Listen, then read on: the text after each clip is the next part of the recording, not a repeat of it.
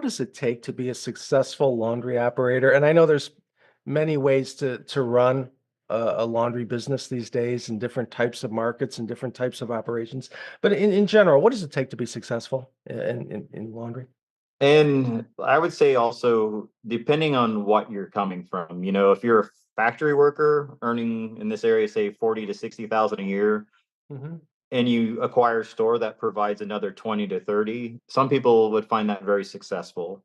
Hmm. And a lot of it, as long as that new income doesn't change your lifestyle to the point that, you're buying things that you really shouldn't be buying, but to be successful, in my opinion, is, make sure all the bills are paid and you have money for future growth, where, maintaining a lifestyle that is realistic would be key, I would say, on, being successful, because there are some people, you have a super successful store for 5 years and then somebody down the street builds a new store, whether it's 20, 30% bigger, or, your technology of 10 years ago. And I know I said five, but, you know, just staying up to date and also being relatable to your customers.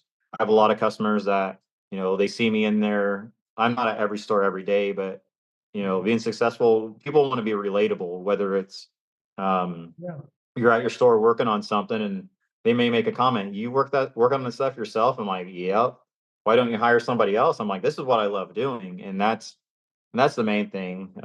Everybody has their own term or what they feel is successful. And Yeah. I don't Right. feel I'm any more successful, let's say, at 7 stores as I was at 3 stores, because at 3 stores, I was only 27 when I had 3 stores. But Mhm. Mhm. also at that time frame, the laundry industry wasn't viewed upon like it is now, with social media putting on how much revenue comes through machines.